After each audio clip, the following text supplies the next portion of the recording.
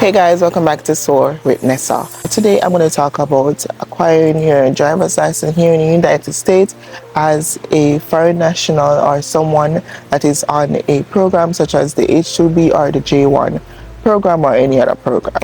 I'm going to use my personal experience and I'm going to list the roadblock that I came on and how I combat that.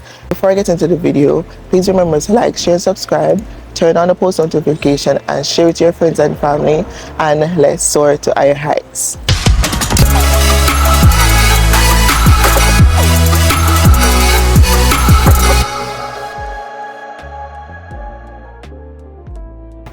In order to acquire your driver's license, there are many things that you will need to bring to your DMV. Before I get into talking about all of that, I just want to say that not all states are the same. Not because my process was this way, meaning that your process will be the same. Some states varies, and it all depends on your location or the state that you're in. So my advice is for you to visit the nearest DMV to you or check online.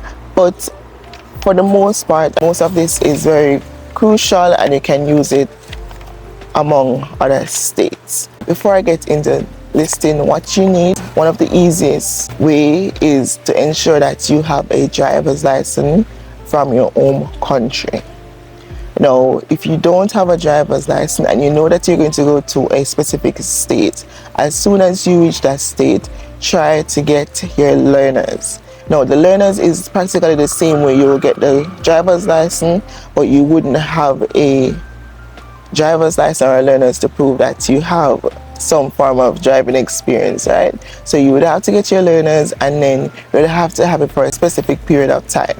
Now, if you already have your learners and your driver's license, now these are the steps that you need to follow. So I knew that I wanted to get my driver's license, and for many reasons, not only to drive, and the fact that I already have my driver's license from Jamaica and I have my international license. I don't need the driver's license, but I just choose to have it because of, for the other reason, because I wanted a ID that represents US.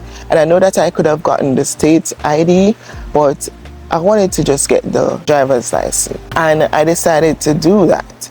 Now, it was just 2 weeks ago when I said, you know what, I need to be more serious about this and go about getting the driver's license.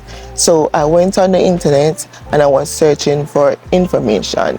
I went on DMV Virginia, and there was so much information, but all of the information didn't really relate to me, and it was a bit confusing. And I was like, you know what, I want to talk to someone face to face or even on the phone.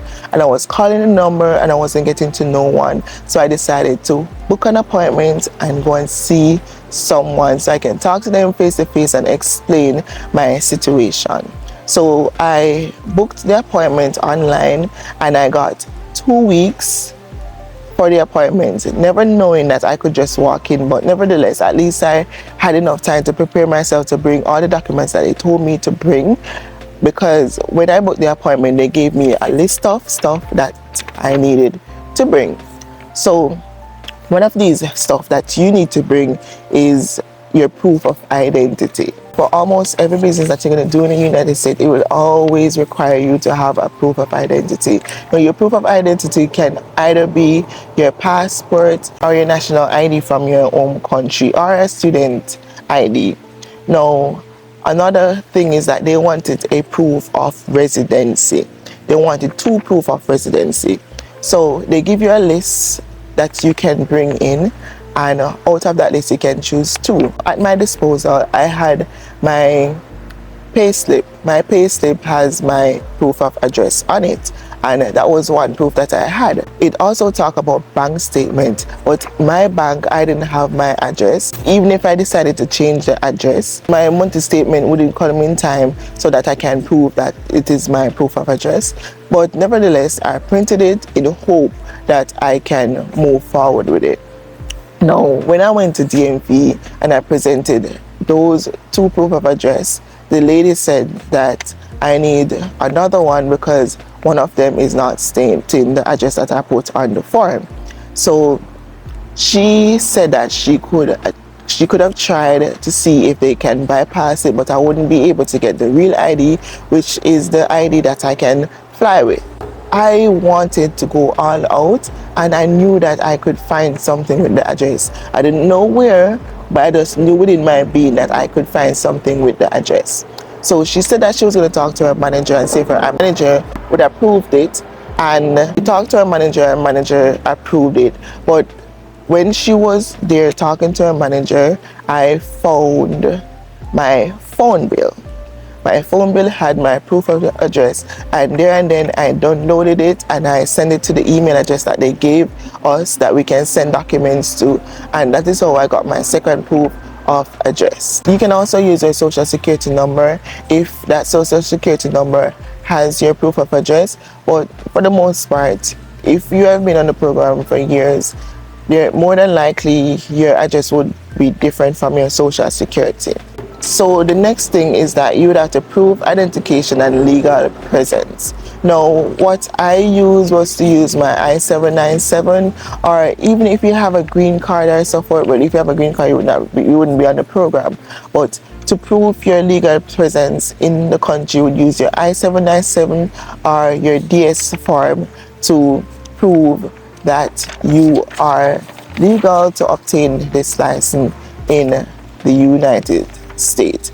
There are many other forms that you can, but I'm telling you the process that I went through.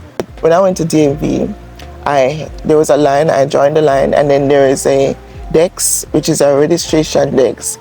And when I went to the lady asked me, what would you like to do here? Because obviously they don't only do driver's license, they do license of the car, they do license plates and all those stuff. So she would want to know what you do so that she can place you with the specific agents that you need to talk to.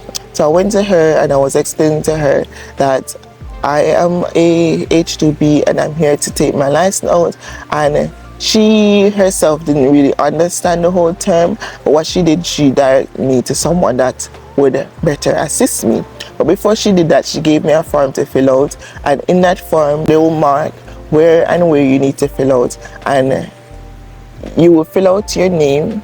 You will also fill out if you want the real ID or you just want a specific ID. It will also ask you if you want to be a donor.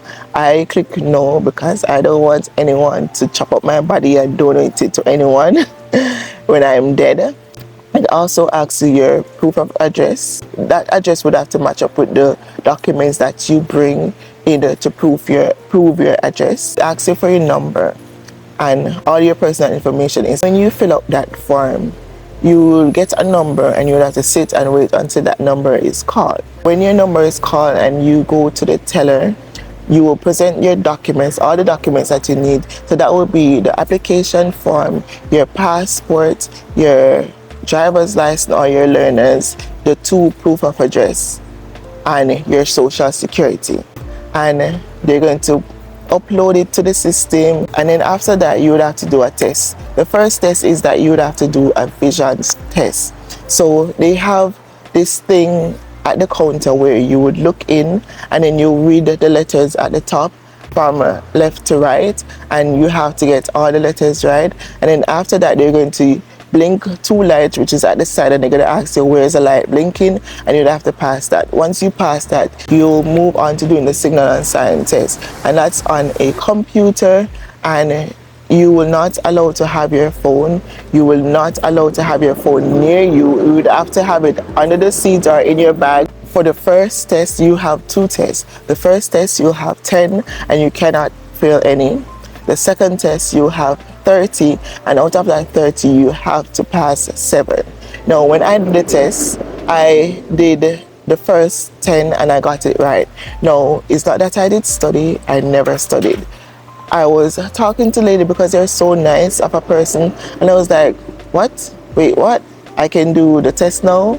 Because I was shocked. I only went there for information and she's telling me that I can do the test. And I'm like, okay, what I have to lose? So I told her that I wasn't prepared for this, and she gave me this driver's manual. So when you go there, you can ask for this driver's manual and you can brush through it.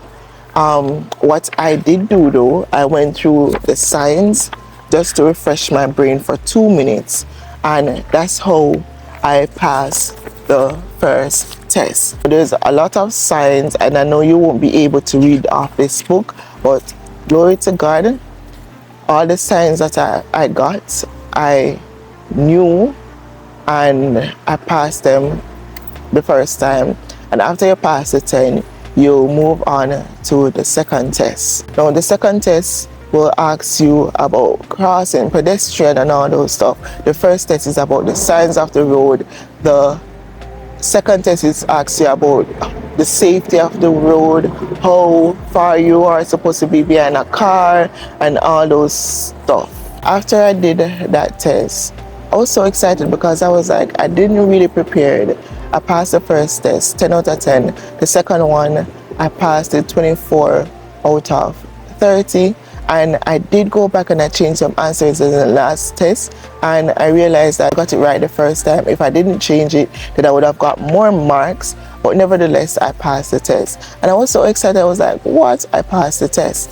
And then I brought my stuff to the teller, and the teller was like, congratulations, you passed the test, you are now ready to do the road test. And she asked me if I had a car. I said no, I don't have a car. And she said, okay, you can come back another time. Now I was asking her if they provide car because I was willing to pay. I just said no, they stopped doing that since COVID, so I don't know if it's going to be the same for you in your state, but here in Virginia, you have to have a car. But what I did was to borrow someone's car and I take it with me. So before I get to the driving part, I have to tell you that they set it up in a way that you have to pass. Like they literally want you to pass, because this is so foreign to me. Like in Jamaica, if you do the driving test and you fail it, you would have to wait months before you can go back to take that test. Now in America, you have 3 chances to pass that test, and you don't have to wait weeks, days. If you fail the test today, you can go back tomorrow and do the test, and you have 3 chances to do that. So when I did the test the first time, I was like, you know what, if at least I can come back another day, it's not so long. And I was like, that is so weird. But anyway, I passed the test the first time, and I eventually failed the first driving test, and I went back the second time and I passed it. And that was so good because I'm like, I didn't have to wait. It didn't cancel all my hard work that I did in the first instance. I had the opportunity to go back the next day to do the test, and that was awesome. So guys, I will implore you that you give it a try. Go and get your driver's license. Not only get your driver's license, try and get your credit card and build your credit score. If you want me to talk about that, I can talk about that and let you in on how I build my credit. Right now it is at 724. I am now able to get a car. I'm able now to get an apartment based on my credit score. So if you want me to talk about that, just hit me up in the comments down below and I can talk about that, and then I can give you all the nuggets that I use to build my credit score. Anyway, back to what I was talking about. So as I was saying, I didn't have the car, so I had to borrow it from someone. So I went to work, and there was someone at work, and I don't know, I'm a kind of lovable person, likable person, so people like me. So I went to the person, I was like, hey, can I borrow your car? I actually asked 2 persons, and both of them said yes. But the first person, which is Jody, I was analyzing her car, and I was like, you know what, her car is not suitable because one of the door doesn't open properly, and I don't want to fail. So I asked someone else. When I asked her, I told her I would wash her car for her just to say thank you. And she loaned me the car, and I went the first time. When I went the first time, I failed the test. Now, why did I fail the test? I did everything right, because before you go into the car, she prep you and she will tell you that don't be nervous. She's going to tell us some stuff, ensure that you're not on your phone, ensure that you pay attention. She will not tell you anything illegal. She will not tell you something that you're not supposed to do. Like say for instance, there's an unbroken line and she'll tell you to overtake. She's not going to do that. She'll stay within the regulation of the law, right? So when I went into the car, she told me to wind down my window and listen to her. She was outside. While she was outside, she was giving me instruction on turn on the windshield wiper, turn on the lights, go turn to left, turn to right. Like, she wanted to know that I understood the car and I know how to maneuver the stuff on the car, and I passed that, right? Then she came in the car, and when she came in the car, my glass and everything was already set, but what I did was to pretend like I was, adjusting that so that she know that I am doing that part. I passed that. I also wait until she put on her seatbelt before I move off. She told me to rest my foot on the brakes before she get in the car. This is rest my foot on the brakes to see that I actually know my brakes differently from my gas pedal. Obviously, I passed that.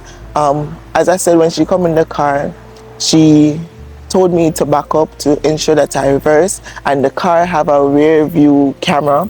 She said, you're not supposed to use it, and she covered it. I was like, I wasn't using it. And when you're doing that, guys, when you're reversing, ensure that you look back, you hold back, and you reverse and you look back. Don't only just use your rear view mirror, you're supposed to look back.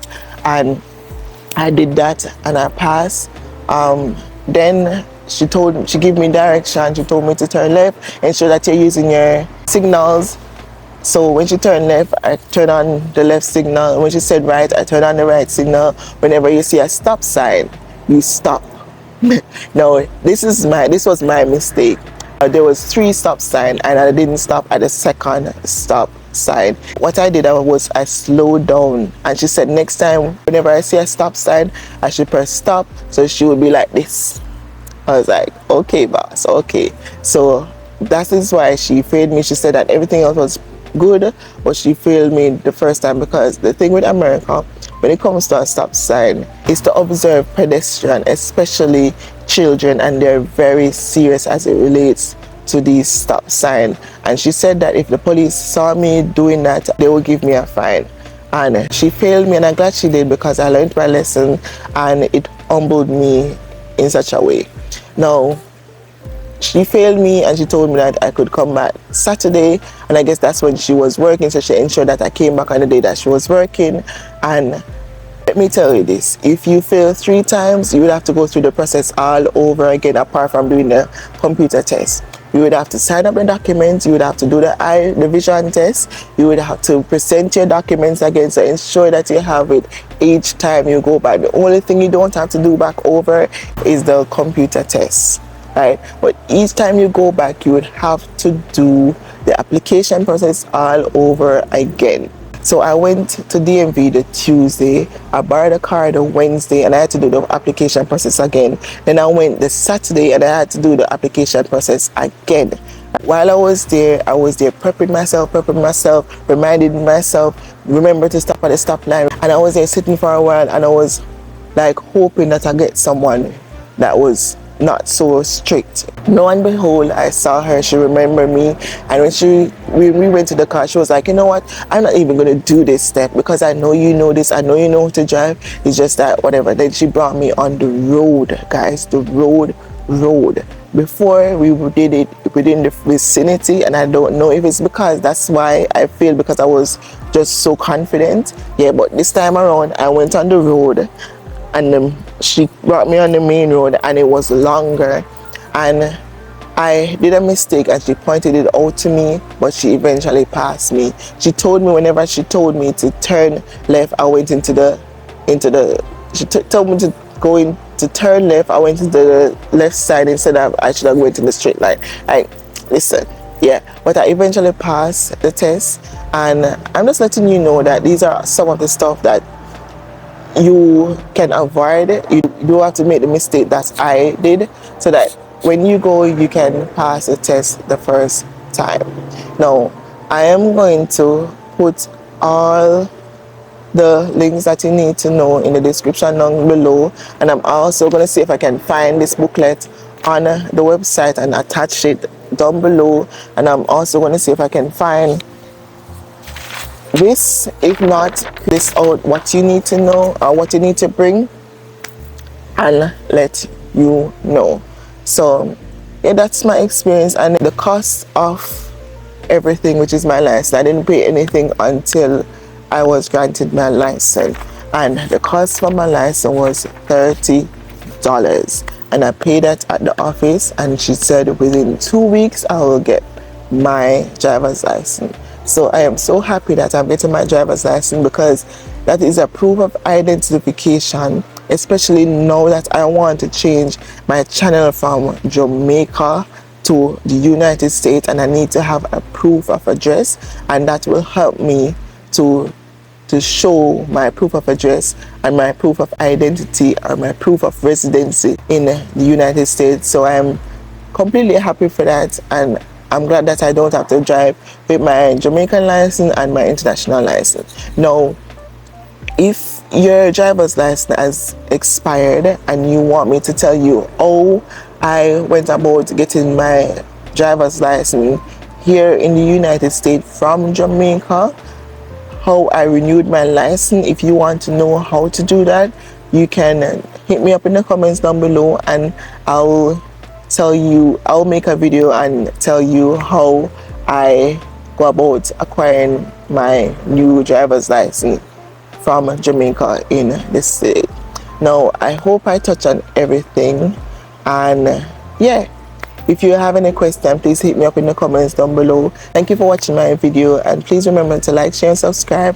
Tell your friends and your families, and join the family. Oh, and thank you guys for 100 subscribers. Like, it was just a month ago we started this channel, and yeah, thank you for 100 subscribers. Thank you for joining the family, and stay tuned, because we are soaring to higher heights. Yes, soaring to higher heights. So I catch you in my next video next week. Bye.